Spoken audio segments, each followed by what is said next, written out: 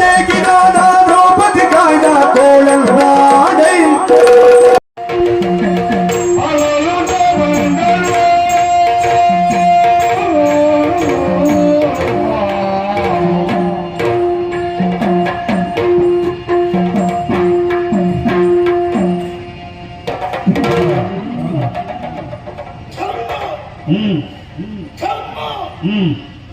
ಇದು ನಮ್ಮ ಪಾಲಿನ ಕರ್ಮ.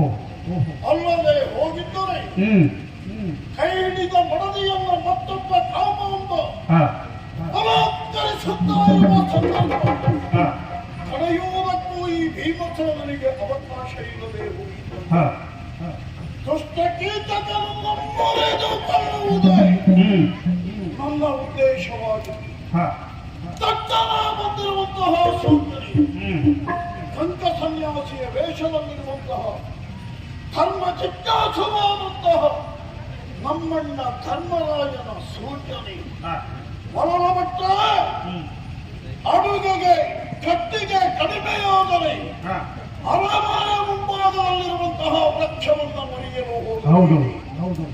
ಕಾಡಿನ ಕಟ್ಟಿಗೆಯನ್ನು ಉಪಯೋಗಿಸಿ ಇದರ ಅರ್ಥ ಪಾಂಡವರ ಅಜ್ಞಾತ ಜಾತಗೊಳ್ಳಬಾರದು ಎನ್ನುವುದೇ ನಮ್ಮ ಅಣ್ಣನ ಸೂಚನೆ.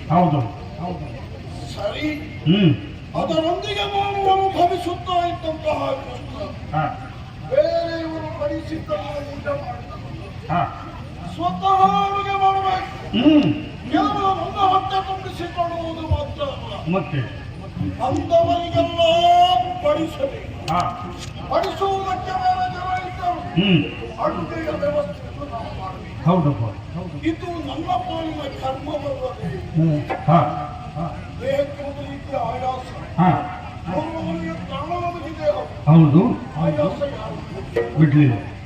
ಮುಂಭಾಗದಲ್ಲಿ ನನ್ನ ಕರ್ತವ್ಯ ವ್ಯವಸ್ಥಿತಾಯಿ ಮನಗೆ ನಿರ್ದಿಸುವಂತಹ ಏನು ಸುಪತ್ರಿಯ ಇಲ್ಲಪ್ಪ ಚಂದ್ರವಂಶದಲ್ಲಿ ಹುಟ್ಟಿದರೂ ಸಹ ಹುಟ್ಟಿದವರಿಗೆ ಕಾಡಿನ ಕಷ್ಟವನ್ನು ಅನುಭವಿಸಿ ಇಂದು ಸಾಗುವುದಕ್ಕೆ ಕಾದೂ ಇಲ್ಲ, ತಂಗಾಳಿಯೂ ಇಲ್ಲ, ಬೆಂಕಿಯ ಅದೋ ದೊಡ್ಡ ಕಟ್ಟಿಗೆ ಅದೇನಲ್ಲಪ್ಪ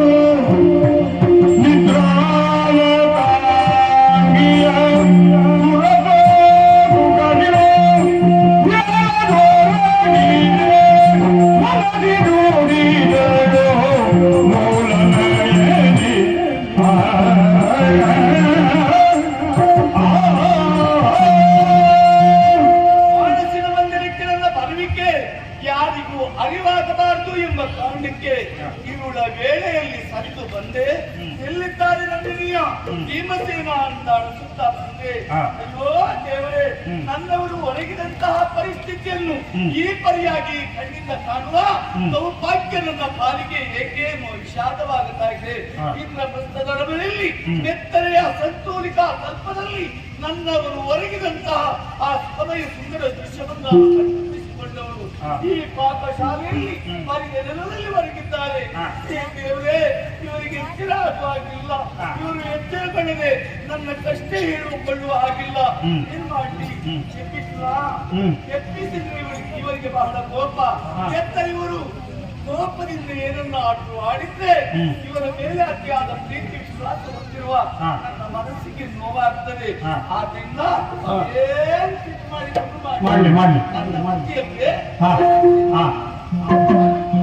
ನನ್ನ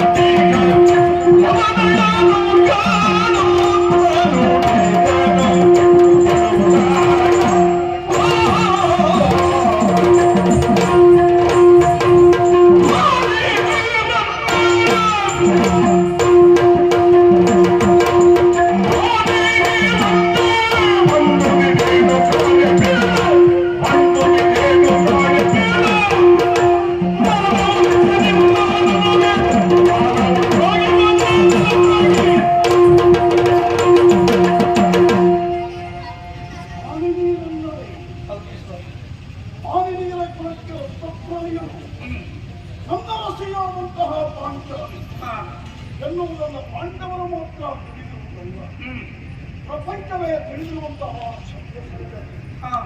ಆದರೆ ಇಲ್ಲಿ ನಡೆಯುತ್ತಾ ಇರುವಂತಹ ವಿಪರ್ಯಾಸ ನೀನು ಬಂದು ನನ್ನನ್ನು ಎಬ್ಬಿಸ್ತಾ ಇದ್ದೀಯಲ್ಲ,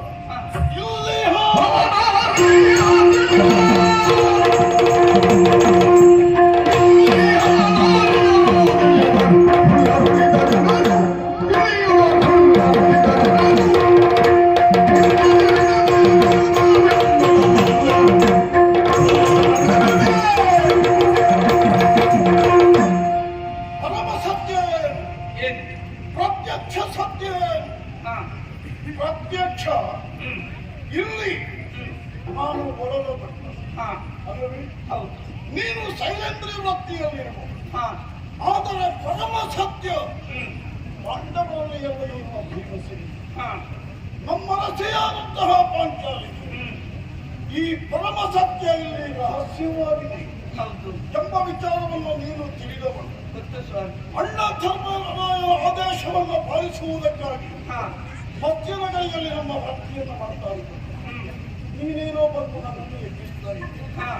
ಗಂಡ ಎನ್ನುವಂತ ಅಭಿಮಾನ ಆದರೆ ಈ ಅಡುಗೆ ಮನೆಯಲ್ಲಿ ಗೋಡೆಗೂ ಕಿವಿ ಇದೆ ಎನ್ನುವುದನ್ನು ನೀನು ಅರ್ಥ ಮಾಡಿಕೊಳ್ಳಬೇಕು. ಅಂದರೆ ಕೇವಲ ನಾನೊಬ್ಬ ಇರುವುದಲ್ಲ, ನೋಡು ಆ ಕಡೆಯಲ್ಲಿ ಈ ಕಡೆಯಲ್ಲಿ ಈ ಕಡೆಯಲ್ಲಿ ಅಡುಗೆಯ ಸಹಾಯಕ ನಾರಿಯರು ಮಲಗಿದ್ದಾರೆ ಅಂತ ಹೇಳಲಿಕ್ಕೆ ಮಲಗಿದ್ದಾರೆ ಸತ್ಯ, ಆದರೆ ಅವರಿಗೆ ನಿದ್ದೆ ಬಂದಿದೆ ಅಂತ ಹೇಳಲಿಕ್ಕೆ ಎಚ್ಚರದಲ್ಲಿ ಇದ್ದದ್ದೇ ಆಗಿದೆ. ನಾನು ನೀನು ಮಾತನಾಡುವುದನ್ನು ಅವರು ನೋಡಿದೆ.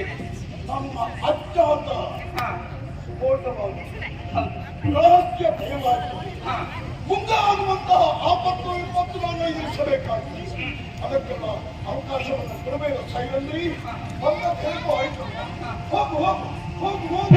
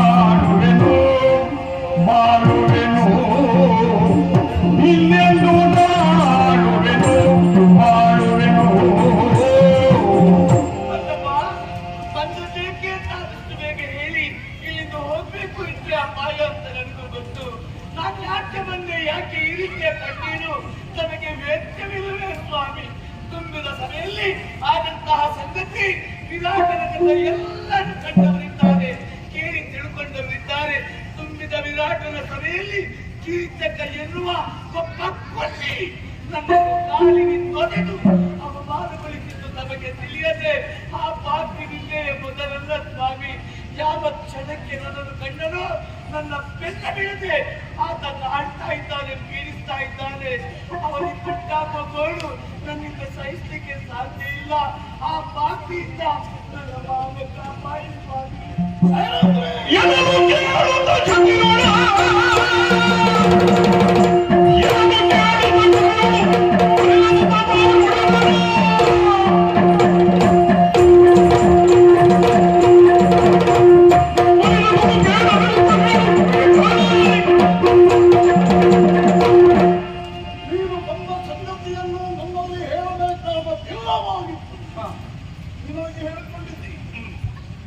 ನಿನ್ನ ತಪ್ಪಲ್ಲ, ನಮ್ಮ ಆಕ್ಷೇಪವೂ ಇಲ್ಲ. ಯಾಕೆಂದ್ರೆ ಇಲ್ಲಿ ನಡೆದಂತಹ ಘಟನೆಯನ್ನ, ಹಿಂದೆ ನಡೆಯುತ್ತಾ ಇದ್ದಂತಹ ಘಟನೆಯನ್ನ ಸಂಪೂರ್ಣವಾಗಿ ತಿಳಿದು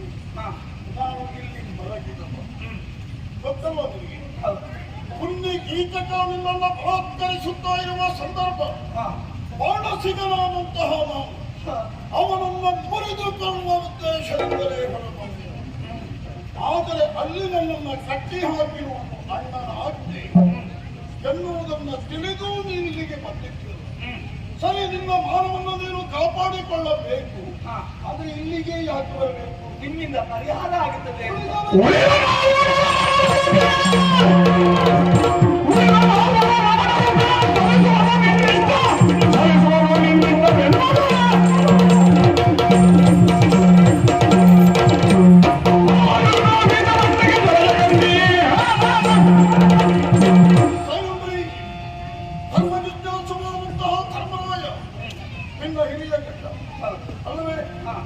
ಅವನಲ್ಲಿ ಹೋಗಿ ಹೇಳಬಹುದಿತ್ತು, ನನ್ನ ಕಂಕ ಸನ್ಯಾಸಿಯ ವೇಷದಲ್ಲಿರಬಹುದು.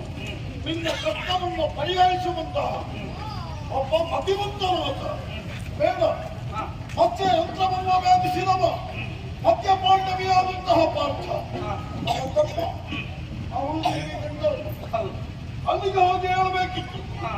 ಮತ್ತೆ ನಕುಲ ಸಹದೇವರು ಒಬ್ಬ ಅಶ್ವಪಾಲಕ ಮತ್ತೊಬ್ಬ ಗೋಪಾಲಕ ಈ ವೃತ್ತಿಯಲ್ಲಿರುವ ಅವರಲ್ಲಿ ಹೋಗಿ ಹೇಳಬಹುದಿತ್ತು. ಯಾಕೆ ನನ್ನಲ್ಲಿ ಬಂದಿದ್ದಿ? ಹೋಗು, ಅವರಲ್ಲಿ ಹೋಗು, ಹೇಳು ವಿಚಾರ. ಶಿವ ಶಿವ ಪೂರ್ವ ಜನ್ಮದೋಳೇನು ಪಾಪವು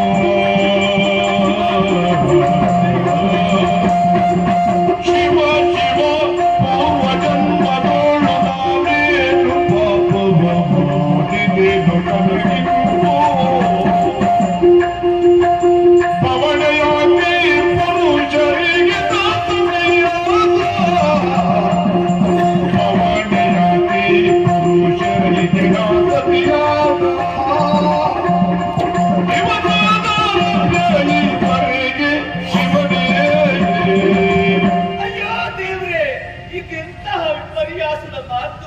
ನನ್ನ ಕಣ್ಣರಿಂದ ನಾನೇ ಹೊತ್ತು ಕೇಳ್ತಾ ಇದ್ದೇನೆ. ದೇವರ ಕೃಪೆಯನ್ನು ಪಡೆಯುವುದಕ್ಕೆ ದೇವಸ್ಥಾನಕ್ಕೆ ಅಂತ ಹೋದ್ರೆ ದೇವಸ್ಥಾನವೇ ಹರಿದು ನೆತ್ತಿಗೆ ಸುರಿದ ಹಾಗಾಯಿತು. ಏ ದೇವರೇ, ನನ್ನನ್ನು ಕೈ ಹಿಡಿದ 5 ಪತಿಯನ್ನು ಲೋಕದಲ್ಲಿ ಅಪ್ರತಿಮವಾದಂತಹ ಕೀರ್ತಿಯನ್ನು ಪಡೆದವರು ಎಂದು ಪಾಂಡವರ ಕುರಿತಾಗಿ ಅವರ ಸತಿಯಾದ ದಿನವೆಂದು ಕೇಳಿದನ್ನು ನಾನು ಆನಂದಪಟ್ಟೆ. ಆದರೆ ಒಬ್ಬ ಸತಿಯ ಮಾನ ಉಳಿಸಲಿಕ್ಕಾಗದೇ ಇರುವ ನಿರ್ವೀರ್ಯವನ್ನು ಇವತ್ತು ನನಗೆ ಅರ್ಥ ಆಯಿತು. ಸುಖದ ಬದುಕನ್ನು ಕಂಡ ಈ ಪಾಂಚಾಲೆ ಈ 5 ಸತಿಯಾದ ಆ ಕ್ಷಣದಿಂದಲೇ ಕಷ್ಟ ಕಾರ್ಪಣ್ಯಕ್ಕೆ ಒಳಗಾದವಳು. ದೇವರೇ, ಯಾವ ಹೆಣ್ಣಿಗೂ ಇಂತಹ ಕವಚ ಬೇಡ.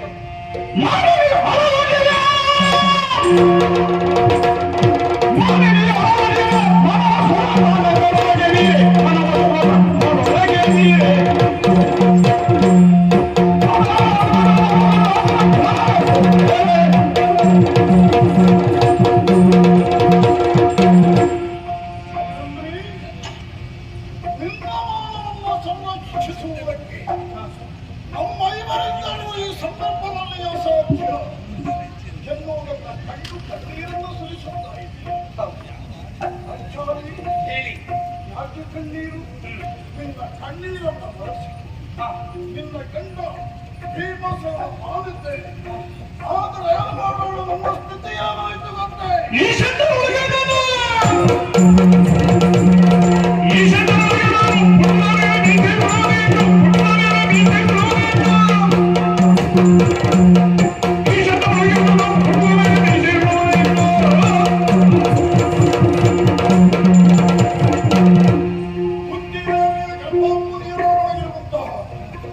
ವ್ಯಕ್ತಿಗಳು ನಮ್ಮಣ್ಣ ಧರ್ಮರಾಯ, ಇನ್ನು ನನ್ನ ತಮ್ಮನಾದಂತಹ ಭೀಮಸೇನ, ಹಾಗೆಯೇ ಮತ್ತೆ ಮಾತೃಯೊಳಗರು ತಮ್ಮಂದಿರಾದಂತಹ ನಕುಲ ಸಹದೇವ, ಈ 5 ಜೀವನ ಎನ್ನುವುದು ಷಂಡನ ಜೀವನದಂತೆ ಸಾಗುತ್ತಾ ಇದೆ ಎನ್ನುವುದನ್ನು ನಿನಗೆ ನಾನು ಸ್ಪಷ್ಟೀಕರಣ ರೂಪದಲ್ಲಿ ತಿಳಿಸಬೇಕಾಗುತ್ತಿಲ್ಲ.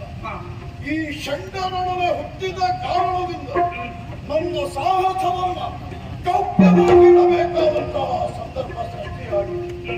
ಆದರೆ ನಿನ್ನ ಕಣ್ಣೀರನ್ನು ಬಳಸುವುದಕ್ಕಾಗಿ ಎದೆಯೊಪ್ಪಿಸಿ ನಿಂತಿದ್ದೇನೆ. ಶತ್ರುವಾದಂತಹ ಆ ಕೀಚಕರನ್ನು ಕೊಂದು ಕಣ್ಣೀರನ್ನು ನಾವು ಬಳಸ್ತೀವಿ. ಖಂಡಿತ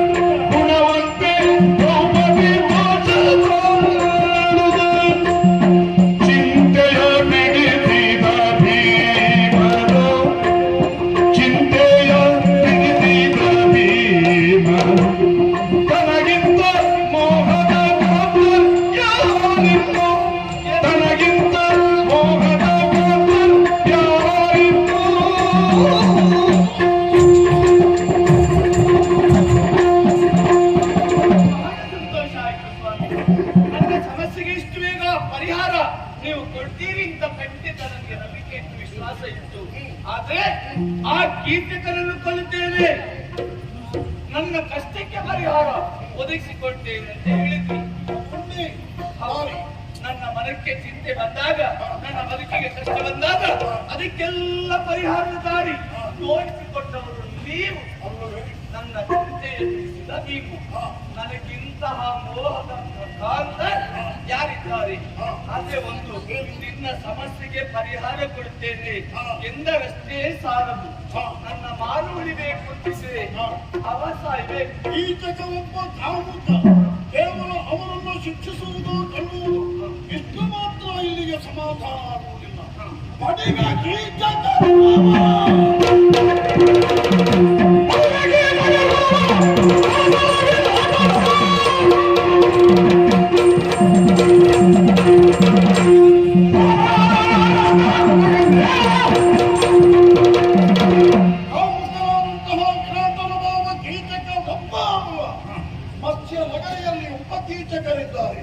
ಅವರನ್ನು ಸಹ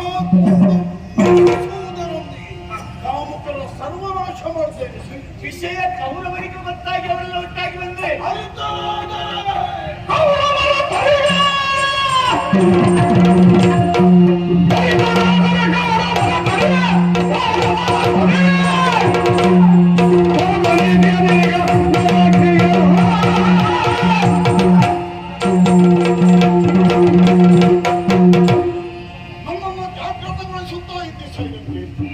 ಸತ್ಯ, ಒಂದು ವೇಳೆ ಇಂತಹ ಒಂದು ಘಟನೆ ಮತ್ಸ್ಯನಗರದಲ್ಲಿ ಸಂಭವಿಸಿದಾಗ ಹಸ್ತಿನಾವತಿಯಲ್ಲಿರುವಂತಹ ಕೌರವರು ಈ ಬಗ್ಗೆ ಆಳವಾಗಿ ಯೋಚನೆಯನ್ನು ಮಾಡ್ತಾರೆ. ಯಾಕೆಂದ್ರೆ ಮಹಾ ಸಮರ್ಥರು 100 ಹೆಣ್ಣನೆಯ ಪ್ರಾಣವನ್ನ ಹೊಂದಿರುವಂತಹ ಕೀಚಕ ಮತ್ಸ್ಯನಗರಿಯಲ್ಲಿ ಮಾಡಿದ ಯಾರಿಂದ ಇರಬಹುದು ಎನ್ನುವುದಾಗಿ ಯೋಚಿಸಿ ಕೊನೆಗೊಂದು ನಿರ್ಣಯಕ್ಕೆ ಬರಬಹುದು. ನಿಮ್ಮ ಸೇವನಿಂದ ಕೀಚಕ ಸತ್ತಿದ್ದಾನೆ ಎಂಬುದಾಗಿ ತಿಳಿಯಿರಿ. ನನಗೆ ಸಂದೇಹ ಇಲ್ಲ, ಭಯ ಇಲ್ಲ. ಆ ಕೌರವಾದ್ಯರು ಮತ್ಸ್ಯನಗರಿಗೆ ಬಂದೇ ಬರ್ತಾರಲ್ಲ, ಆ ಕೌರವನನ್ನ ಮುಗಿಸುತ್ತೇನೆ. ಸ್ವಾಮಿ, ಆ ಪಾಪಿ ನನ್ನನ್ನು ಕೆಳಕ್ಕಿದ ಹೇಗಾಯ್ತು? ಆ ಪಾಪಿ ನಿನ್ನನ್ನ ಕೆಳಗಿರುವುದು ಮಲಗಿರುವಂತಹ ಮಾರಿಯನ್ನು ಎಬ್ಬಿಸಿದ, ಮಾರ್ಗದಲ್ಲಿ ಹೋಗುವಂತಹ ಮಾರಿಯನ್ನು ತಂದ. ನೀನು ಮೃತ್ಯು ಕನ್ನಿಕೆ ಎನ್ನುವುದನ್ನು ಆಗಲಿ, ನಾವು ಅಜ್ಞಾತವಾಗಿದ್ದೇವೆ. ಇಷ್ಟು ಕಾಲ ನಮ್ಮ ಪ್ರಯತ್ನ ಜ್ಞಾತವಾದದ್ದೇ ಇದ್ರೆ ವ್ಯರ್ಥವಾಗಿ ಹೋಗುತ್ತದೆ. ಹುಟ್ಟಾಗಿ ಅವರನ್ನು ಕೊಲ್ಲಿಕ್ಕೆ ದಾರಿ ಉಂಟಾ? ದಾರಿ ಹೊಂದಿಸಿ ಇದಾದ ತೆರಳಿ ನೀನ ಕೂಡನೆಡೆಗೆ, ತೆರಳಿ ನೀನ ಕೂಡನೆಡೆಗೆ, ರಾತ್ರಿಯೊಳಾರವಿಯ ಬಂಧದಲ್ಲಿ ನಾಟಕದ ಮಂದಿರಕ್ಕೆ ಬಾರೆಂದು ಸೂಚಿಸಿ, ನಾಟಕದ ಮಂದಿರಕ್ಕೆ ಬಾರೆಂದು ಸೂಚಿಸಿ, ನಾ ಓರ್ವರವಿಯ ದಂಡದೊಳೈದೆ, ನಾ ಯಾರಿಯ ದಂಡದೊಳೈದೆ. ಕೂಡಲ ಭಜನ